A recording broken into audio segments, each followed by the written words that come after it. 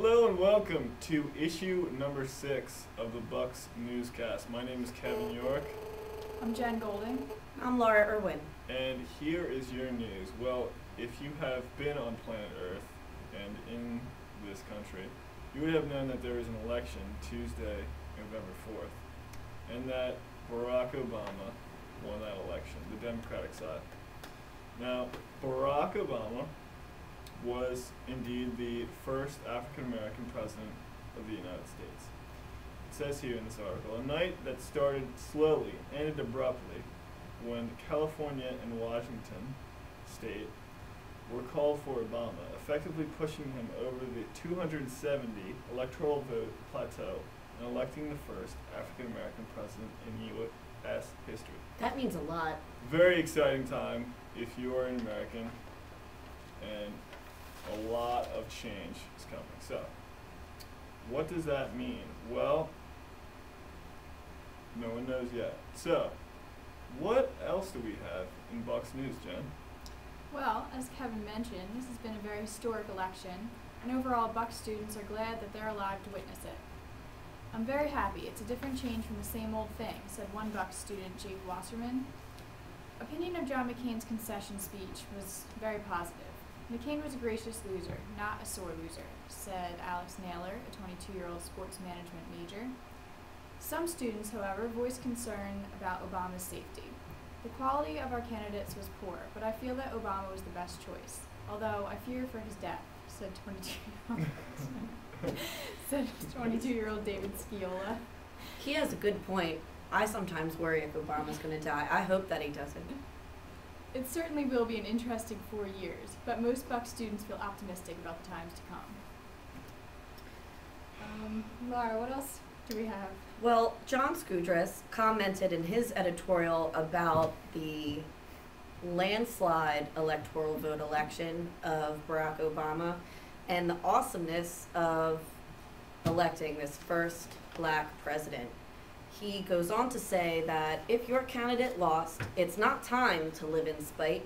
It was a hard-fought election that was carried through by the winds of change. Obama's entire election was for hope and change and a difference of the past 8 years. However, John McCain did a great concession speech, and quickly, might I add, but now everything falls back onto Barack Obama's shoulders to rewrite history books. Can he deal with the 2 wars, an economic recession, and an ever-increasing culture war in our country? Will he be able to deliver the change that he promises? We will only know in the next 4 years. Now, what about local politics, Kevin? Well, the United States Representative Patrick Murphy on Tuesday's election won a second term in the House of Representatives for the 8th Congressional District of Pennsylvania, consisting of Bucks County and a very tiny portion of Montgomery County and far northeast Philadelphia. Now, Murphy just previously, if you didn't know, visited Bucks to award scholarships, and Murphy, who's 34 years old, the only Iraq war veteran in Congress, followed the nationwide trend of Democratic victories by receiving a solid victory of 56.8%, or 197,168 votes. That's a big difference than It's his a less large- than 1% win 2 years ago. Large difference. That's right. So Murphy won that. Very surprising. Jen, what do we have in the stealing realm of Bucks? Well, a female student was caught sneaking around campus, allegedly feeling for unlocked car doors, and when finding them, opening them up and stealing everything inside. This unnamed woman was caught by a fellow Bucks student. Safety and security promptly arrived on the scene and then contacted the Newtown Police Department, who arrested the suspect. Most of the goods stolen were various electronic devices, clothing, and even makeup. That's disgusting. Yeah. This is a good lesson to us all. Oily and Lock gross. your car doors, otherwise you'll learn your lesson the hard way. Kevin, I hear there's news. There is news, and that news is that Bucks faked a mock election here. The students of Bucks made their voices heard and they resoundingly chose Barack Obama to be their next president in this mock election. Now, by corralling more than 67% of the vote, Obama was declared the winner of the 2008 Bucks mock election. It had been talked about for months that young voters would carry Obama to victory, and it was no different here. So, what else do we have, Jen, in student life? What is the life of the student up to? Well, Death, as a matter of fact. Yeah, A death. unfortunately, Buck's business professor and advisor for the Students in Free Enterprise, Joan R. Weiss, passed away on Friday, September 26th, from cancer. She had won numerous awards, and they're on display in the trophy case in Penn Hall across from room 407. Business Studies Department Secretary Mary Kuna said if you were her colleague, you knew her as someone who would bring new ideas to the college, someone who pulled her weight, and someone who made a difference at Bucks and the community. Weiss was a very positive person even to the end, and she will definitely be missed.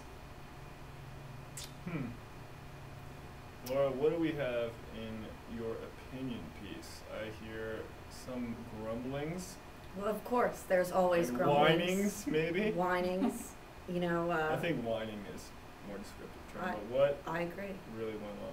Well, we got a letter to the editor this week about someone who did not like how Bucks handled that downpour of slush from the sky on October 28th, that Tuesday, very unexpected blizzard, and said that he ruined his shoes because it was slushy and it was gross. And you know what? I had to step in some puddles that were very uncomfortable. Bottom of my cuffs were very, very wet, and no one likes that feeling. Do you like that feeling? No. My car almost crashed. Yep. So, on Bucks campus? Yeah. Well, Bucks campus seems like it's time to bring out the snow plows, get them for the ready.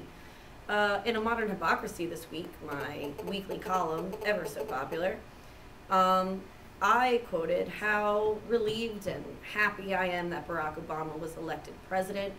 I am a registered Republican and did not think that this would ever happen. I was a stoic McCain supporter until I really started listening to Obama's message, and of course, the idiot Sarah Palin was brought up as VP. Never before have I really noticed that an election concentrated so much on the vice presidential candidates. So please check that out. Kevin, great news in sports this week. Oh, very good news in sports. We have the soccer team, and we are the state champs, okay? It says here, after Pat Burrell got the Phillies started to eventually win the World Series, another Pat came through for Buck Soccer in an equally emphatic way.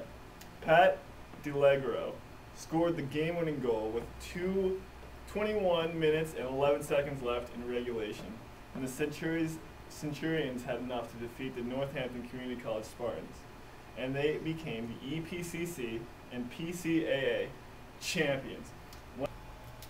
Why did he win, you might ask? Well, you know what? He got a lot of states, but also we got a lot of states that had high electoral votes.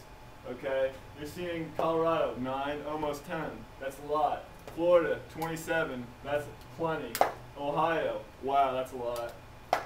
Virginia, a lot of electoral votes. And of course, he'll always win this over here, the Northeast, and of course this block over here. What he usually doesn't win is Iowa. He won that too. Illinois usually wins, but Indiana, not so. He won it this year. So that is why Obama won, and what you might not know is that he absolutely dominated in the election.